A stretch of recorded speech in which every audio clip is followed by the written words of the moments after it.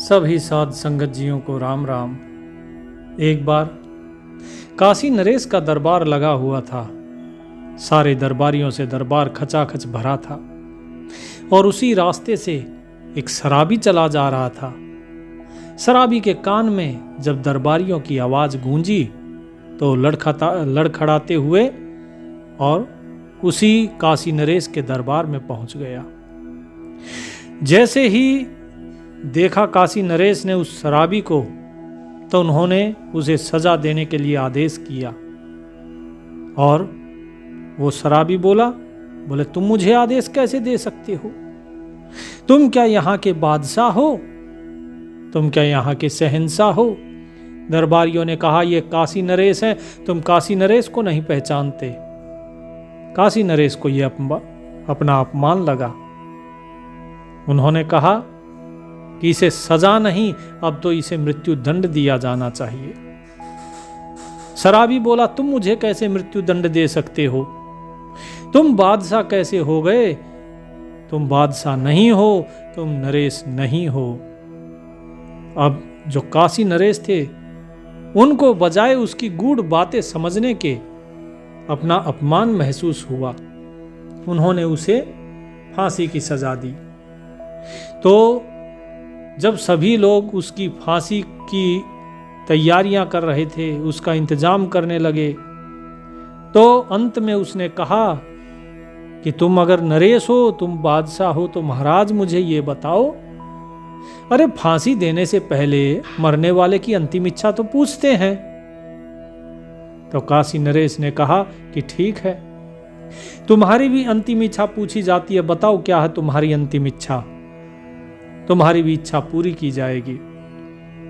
तो उस शराबी ने अपनी अंतिम इच्छा दरबारियों के समक्ष प्रकट की कि मुझे इस दरबार से केवल 3 प्रश्न पूछने हैं। मेरे तीनों प्रश्नों का उत्तर देकर मुझे संतुष्ट करना होगा। जब मैं अपने प्रश्नों से संतुष्ट हो जाऊंगा तो फिर मुझे फांसी पर चढ़ जाने से कोई मलाल नहीं है। तुम चाहो तो मुझे फांसी लगा सकते हो। तो काशी नरेश ने सोचा कि अभी इस शराबी की बातों में किस लिए समय व्यर्थ करना। तो उन्होंने कहा कि हम इससे सुबह वार्तालाप करेंगे, सुबह इसकी अंतिम इच्छा सुनी जाएगी, अभी इसे ले जाओ। तो उसे जेल में बंद कर दिया। अगले दिन सुबह हुई, उसे प्रस्तुत किया गया काशी नरेश के सामने और पूछा कि बोलो तुम्हारे कौन से 3 प्रश्न हैं, क्या पूछना चाहते हो, जल्दी बताओ तुम्हारी अंतिम इच्छा, फिर तुम्हें फांसी लगाई जाएगी। तुमने इस राज दरबार में, भरे राज दरबार में तुमने काशी नरेश की बेइज्जती की है, उनका अपमान किया है, इसका दंड तुम्हें भोगना होगा। तो वो कहता है कि ठीक है, तो महाराज मेरे 3 प्रश्न हैं और मेरा पहला प्रश्न है कि सत्य क्या है। मुझे सभी लोग, आपके जितने दरबारी हैं, आप सभी बताइए कि सत्य क्या है। यदि आप अपने प्रश्न से, अपने उत्तर से मुझे संतुष्ट कर देंगे, फिर मैं अगला प्रश्न पूछूंगा। अब दरबार के सारे लोग उस प्रश्न का उत्तर अपने अपने हिसाब से ढूंढने लगे कि सत्य तो केवल काशी नरेश हैं, जो जिसे चाहें मृत्यु दंड दे सकते हैं, जिसे चाहें जीवन दान दे सकते हैं, जिसे चाहे फांसी पर चढ़ा सकते हैं। सब अपने अपने हिसाब से प्रश्न का उत्तर देने लगे। कोई किसी चीज को सत्य कहता, कोई संसार को सत्य कहता, तो कोई अपने मन को सत्य कहता। लेकिन वो व्यक्ति सिर्फ ना में ही अपना सर हिला देता और कहता मेरे प्रश्न का वास्तविक उत्तर ये नहीं है। जब सभी उसके प्रश्न के उत्तर को अपने हिसाब से देने पर भी उसे संतुष्ट नहीं कर पाए, तो अंत में सभी की निगाहें काशी नरेश के ऊपर टिक गई, क्योंकि अब उन्हें ही निर्णय लेना था। क्योंकि जब तक ये संतुष्ट नहीं होता, अगला प्रश्न पूछा नहीं जा सकता था। काशी नरेश को ध्यान आया कि काशी में तो केवल कबीर ही हैं जो इसके प्रश्नों के उत्तर दे सकते हैं, लेकिन वो राजसभा में आएंगे नहीं। क्योंकि वो तो अपनी मर्जी के मालिक हैं, जहां चाहते हैं वहां जाते हैं। तो इनको याद आया तो राजा ने कहा कि सत्य केवल कबीर है। तो उस व्यक्ति ने फिर से ना में सर हिला दिया कि नहीं, कबीर सत्य नहीं है। अब राजा ने सोचा कि अगर कबीर भी सत्य नहीं है तो फिर तो स्वयं कबीर से ही पूछना होगा कि सत्य क्या है। लेकिन इसके लिए हमें स्वयं वहां पर चलना होगा। तो काशी नरेश ने कहा कि आज का दरबार कबीर की कुटिया के आगे लगेगा, चलिए संत कबीर जी के पास चलते हैं और इसे भी वहीं पर लेकर चलो। सभी राज दरबारी कबीर साहब के घर के सामने पहुंचते हैं, उनकी कुटिया के सामने। इसे भी बंधक बनाकर वहां पर ले चलते हैं। और वहां पर जाके जब कबीर साहब ने देखा कि आज तो पूरा राज समाज यहीं पर आ गया है, ऐसा क्या हो गया, तो सारी घटना काशी नरेश ने बताई कबीर साहब को और कहा कि हे महाराज, अब आप ही बताइए कि इसका क्या उत्तर दिया जाना चाहिए। कबीर साहब ने सभी के उत्तर सुने, फिर उस व्यक्ति की तरफ देखा और कहा कि महाराज, क्या ये वही व्यक्ति है जिसने कल मदिरा पीकर आपका अपमान किया? काशी नरेश ने कहा हाँ। कबीर साहब ने कहा, कल जो मदिरा पिए हुए था आज वो इतना बड़ा ज्ञानी है? थोड़ा सा आश्चर्य में हुए काशी नरेश भी कि कबीर साहब कहना क्या चाहते हैं। लेकिन फिर कबीर साहब ने अपनी बात बदल दी। उन्होंने कहा कि पहले इसके प्रश्नों पर विचार कीजिए कि इसका प्रश्न है कि सत्य क्या है। तो सत्य है महाराज काशी नरेश, ना तो आप सत्य हैं, ना ही यहाँ पर खड़ा कोई मंत्री सत्य है, ना ही कोई संतरी सत्य है, ना ही ये संसार सत्य है, ना ही ये ब्रह्मांड सत्य है। कुछ भी सत्य नहीं है, ना ही आपके विचार सत्य हैं, ना ही कल्पना सत्य है। सत्य तो केवल एक ही है जो सबका राजा है, जिसे अल्लाह कहते हैं, जिसे ब्रह्म कहते हैं, जिसे राम कहते हैं, जिसे परमात्मा कहते हैं। उसके सिवाय ना कोई राजा सत्य है, ना कोई बादशाह सत्य है। यह सब झूठ है, क्योंकि बादशाह के रूप में आप सदा नहीं रहने वाले, आप सदा तो राजा नहीं रहेंगे। मैं देखिए कभी जवान था और आज ये शरीर बूढ़ा हो गया, तो ये शरीर सत्य नहीं है। आपके जितने सभासद हैं ये सभी भी सत्य नहीं है। क्या पहले ये मंत्री थे जो आज मंत्री हैं? और क्या ये हमेशा मंत्री रहेंगे? नहीं, ये सृष्टि पल पल में बदलती है। जो आज बीज है कल अंकुर फूटेगा, फिर पौधा बनेगा, फिर कली फूल और फिर फल लगता है, और फिर वो फल भी नहीं रहता, और एक दिन वो जो वृक्ष होता है वो भी मुरझा के सूख जाता है। तो कुछ भी सत्य नहीं है सिवाय उस परमात्मा के, क्योंकि सत्य तो वो है जो हमेशा से था, है और रहेगा। ये रियासत सत्य नहीं है, ये बादशाही सत्य नहीं है। कोई भी व्यक्ति इस सभा में बैठा हुआ वो सत्य नहीं है। तो वो सत्य एक अखंड परमात्मा है जो अजन्मा है, अनंत है, जो सदा रहने वाला है। वो शराबी बड़े ध्यान से संत कबीर जी की तरफ देखा और उनकी बातों को सुन रहा था और अंदर ही अंदर आनंदित हो रहा था। तो साध संगत जियों, वो शराबी मुस्कुराकर अपने प्रश्न का उत्तर पाकर संतुष्ट होने का संकेत देता है। सारी सभा तालियों से गूंज उठी। फिर काशी नरेश ने उसे आदेश दिया कि तुम अपना दूसरा प्रश्न पूछो। उसने दूसरे प्रश्न में पूछा कि इस जगत में सबसे बड़ा भाग्यशाली कौन है। यह प्रश्न सुनते ही सारे दरबारी मुस्कुराने लगे और स्वयं काशी नरेश भी मुस्कुराने लगे कि भला मुझसे बड़ा भाग्यशाली कौन होगा। मैं स्वयं राजा हूं, यह रियासत मेरे अंदर है। मैं चाहूं जो कर सकता हूं, मैं चाहूं वैसा रहूं। मैं जहां पर जो भी मेरी इच्छा होगी वो मैं मंगा सकता हूं। बताइए मुझसे ज्यादा भाग्यशाली कौन है।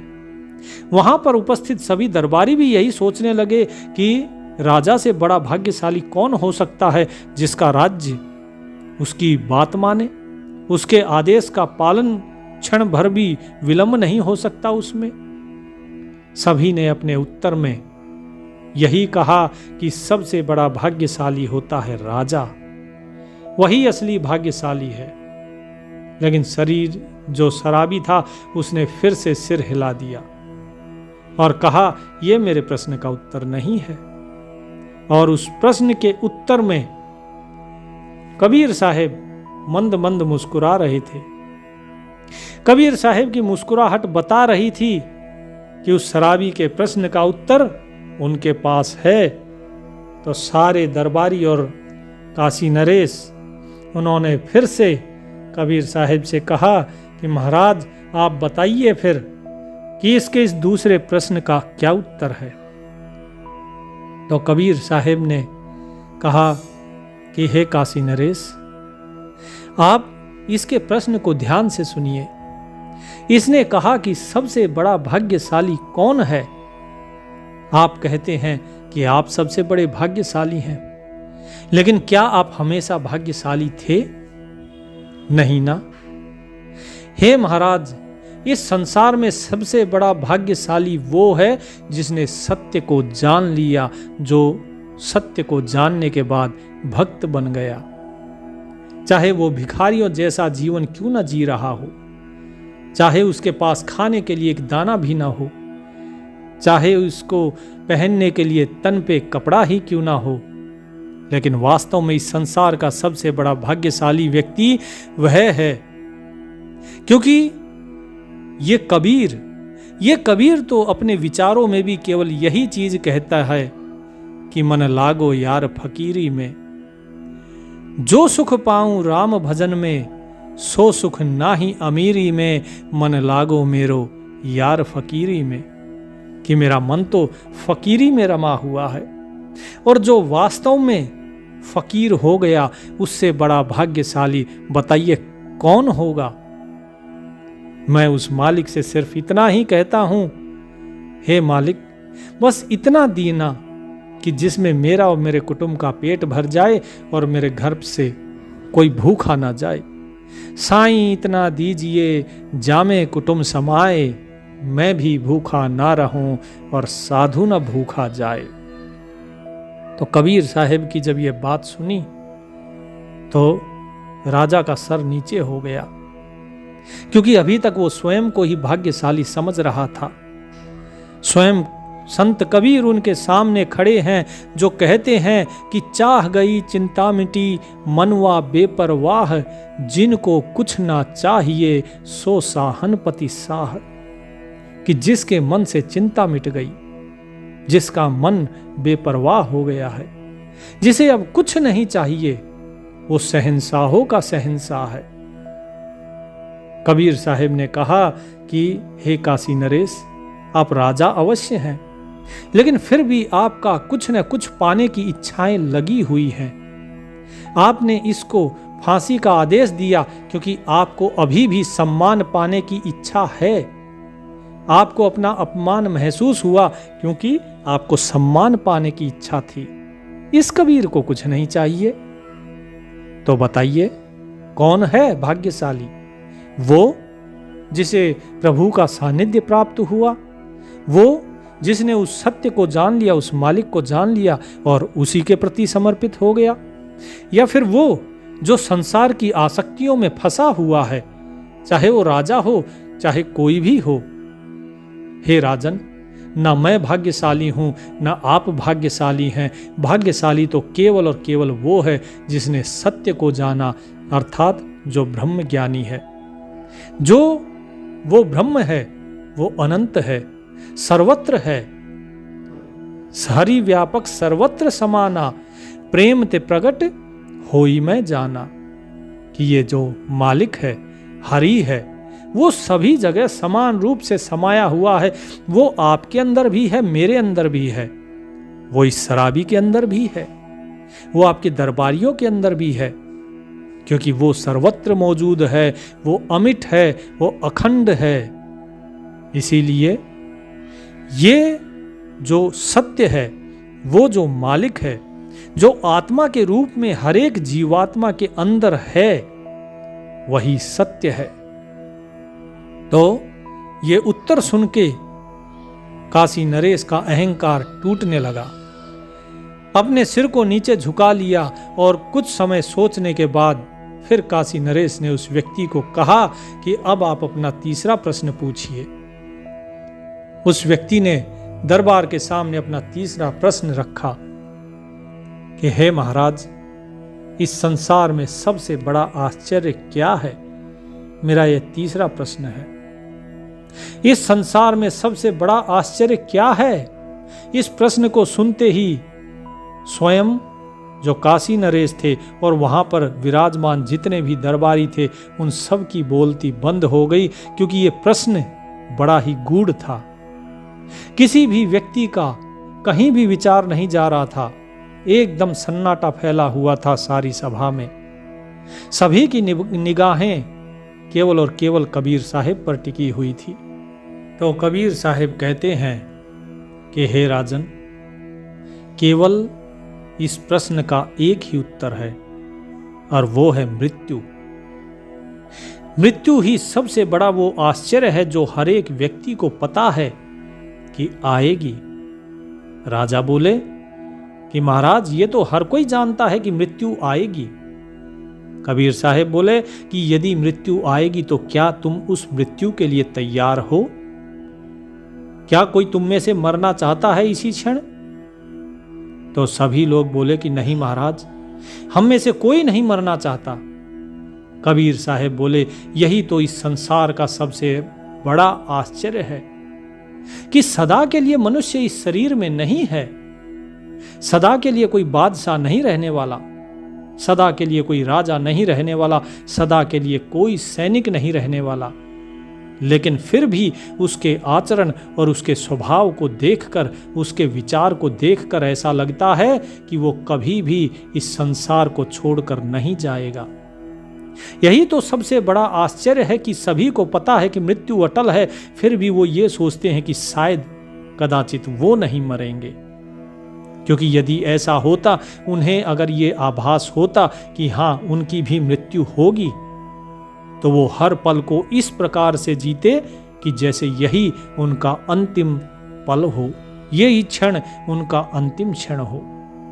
लेकिन उनके कर्म बता रहे हैं कि वो लोगों को लूटने का काम कर रहे हैं, लोगों को मारने का काम कर रहे हैं। वो स्वयं को खुदा मान बैठे हैं, स्वयं को भगवान मान बैठे हैं। राजा सोचता है मैं ही भगवान हूँ, इसीलिए मैं किसी को भी फांसी का आदेश दे सकता हूँ। यदि कोई बीच में आ गया रास्ते में तो मैं उसे फांसी का आदेश दे सकता हूँ, क्योंकि ये मेरी अवमानना है। उसने ये नहीं सोचा कि मैं किसी को अगर कोई सजा दे रहा हूँ तो क्या वो सही है या मैंने सिर्फ अपने अहंकार वश दे दी। काशी नरेश समझ गए कि कबीर साहब का इशारा मेरी ही तरफ है। शायद मैंने इस व्यक्ति को जो सजा दी है वो गलत है।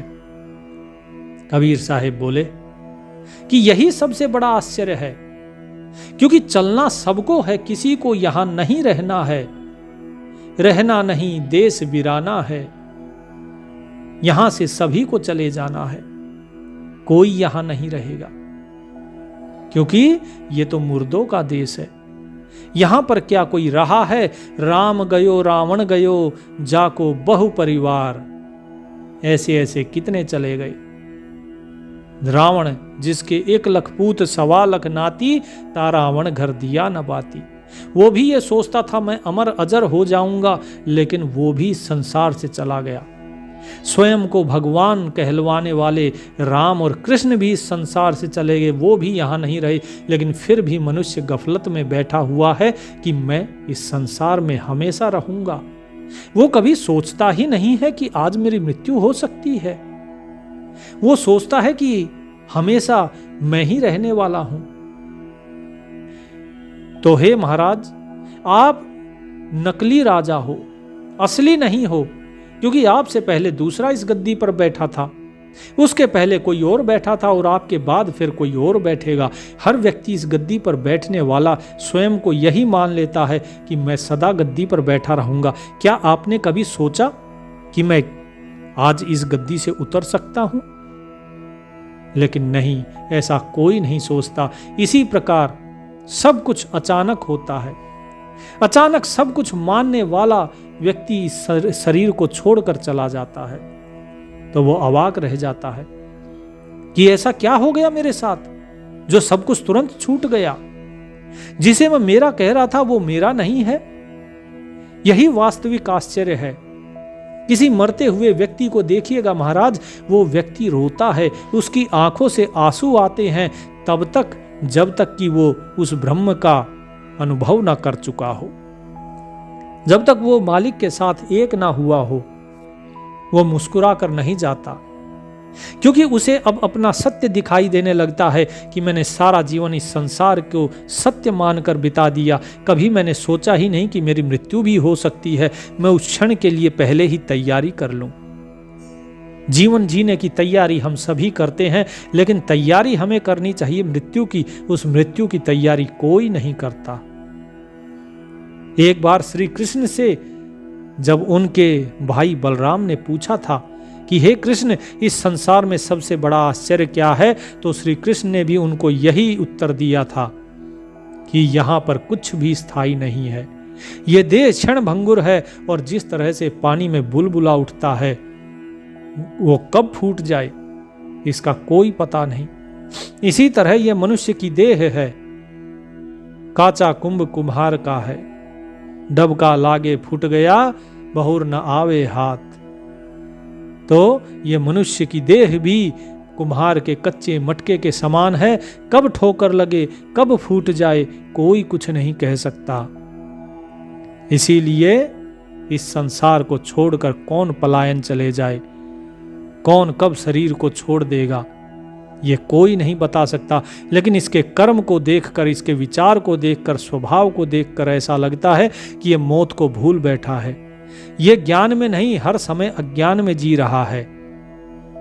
तो ये तीनों प्रश्न सुनने के बाद उन काशी नरेश ने ये आदेश दिया कि इस व्यक्ति को तुरंत आजाद कर दिया जाए, और सिर्फ आजाद ही नहीं, इनका स्वागत किया जाए कि इन्होंने इतने ज्ञान का उपदेश, ऐसे प्रश्न पूछे जिसके कारण हमें अपने जीवन के सत्य का बोध हुआ।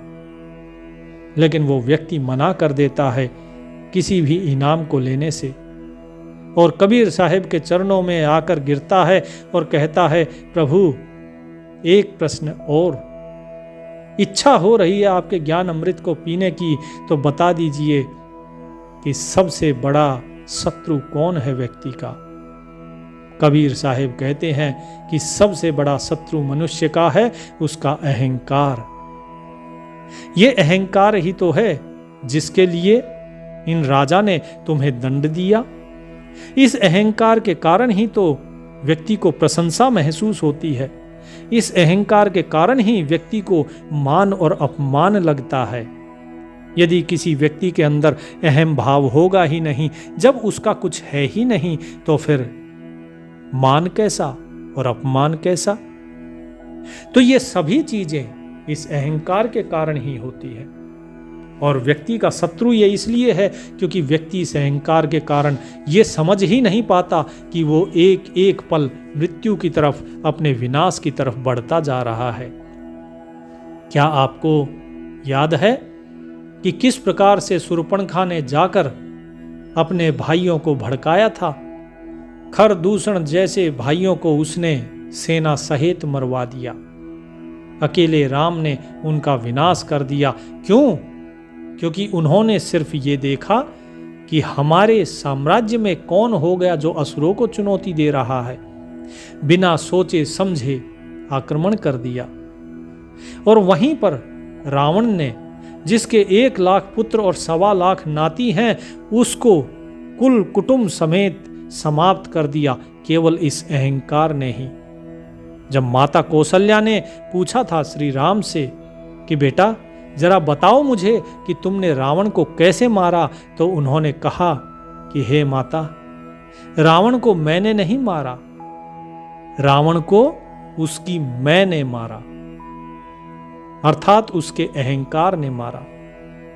इसी अहंकार के कारण बाली ने सुग्रीव की पत्नी को अपने यहां जबरदस्ती रखा और सुग्रीव को भागने पर विवश कर दिया राज्य से, और वो भी मारा गया।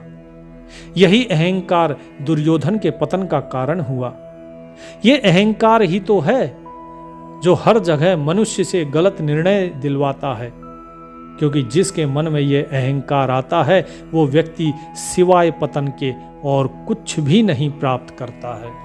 कितने ही ऋषि मुनि संसार को त्याग कर, माया को छोड़कर वनों में निकल जाते हैं, लेकिन उनका अहंकार, जो उनका मान है, वो उसे नहीं त्याग पाते। माया तजी तो क्या हुआ, मान तजा नहीं जाए। मान बड़े मुनिवर गिले, मान सबन को खाए। कि ये मान, ये अहंकार, ये अहंता, ये अहम भाव, इसने बड़े बड़े ऋषि मुनियों को गला दिया, क्योंकि यही मान ये सब को खा लेता है। यही होती है झीनी माया, जहां पर व्यक्ति बाकी चीजों को छोड़ देता है, लेकिन मान, सम्मान, प्रशंसा इन्हें नहीं छोड़ पाता। तो यह अहंकार, यही मनुष्य का सबसे बड़ा शत्रु है। तो उस शराबी व्यक्ति ने प्रश्न किया, बोले प्रभु, जब आपने ये बता ही दिया है तो इसे निवारण का उत्तर भी बता दीजिए कि इसका निवारण कैसे हो, कैसे अहंकार से मुक्त होंगे। कबीर साहिब कहते हैं कि भाई, अहंकार से मुक्त तब होगे जब तुम उस अहंकार का कारण खोज लोगे। किसी को धन का अहंकार है तो देखो कि धनी तुम अकेले नहीं हो, तुमसे भी बड़े बड़े धनी हैं जो इस मिट्टी में मिल गए। तो तुम्हारी क्या बिसात है? तुम्हें जहां लगता है कि सामने वाले में बुराई है तो तुम अपनी बुराई ढूंढो कि मेरे अंदर कितनी बुराइयां हैं। जब व्यक्ति स्वयं के अंदर बुराई देखने लगता है तो धीरे धीरे उसका अहंकार खत्म होने लगता है, वो बड़े से छोटा होने लगता है। क्योंकि लघुता से प्रभुता मिले, प्रभुता से प्रभु दूर। कि जो लघुता होती है अर्थात छोटा होना, इस छोटे होने से ही प्रभु का दर्शन होता है। और जो बड़ा बनता है, जो स्वयं को बड़ा समझता है, उससे प्रभु दूर हो जाते हैं। तो प्रभु की कृपा लघु पर होती है, और जो स्वयं प्रभु बनता है उससे प्रभु दूर हो जाते हैं। सब ते लघुताई भली, लघुता से सब होए। जस दुतिया को चंद्रमा, शीस नवे सब कोय। कि सबसे उत्तम है लघुताई, अर्थात छोटा बनकर रहना, ये सबसे उत्तम है। क्योंकि लघुता से उस मालिक की प्राप्ति होती है, लघुता से ही, छोटा बनकर ही भक्ति होती है। जिस प्रकार दूज का जो चांद होता है उसको हर कोई प्रणाम करता है। तो इसीलिए छोटे बनो, बड़े बनने की जरूरत नहीं है। जो बड़ा बनता है वो उतना ही ज्यादा चोट खाता है, उतना ही ज्यादा उसे कष्ट होता है। जरा देखो, जिसका अभिमान जितना बड़ा, जो अभिमान के शिखर पर चढ़ता जाता है, जब वो अभिमान के शिखर से गिरता है तो वो नष्ट हो जाता है। जिस प्रकार एक विशाल वृक्ष तेज आंधी में उखड़कर गिर जाता है, लेकिन जो छोटी सी घास होती है उसका चाहे आंधी तूफान कुछ भी आए, उस घास का कुछ नहीं बिगाड़ पाता।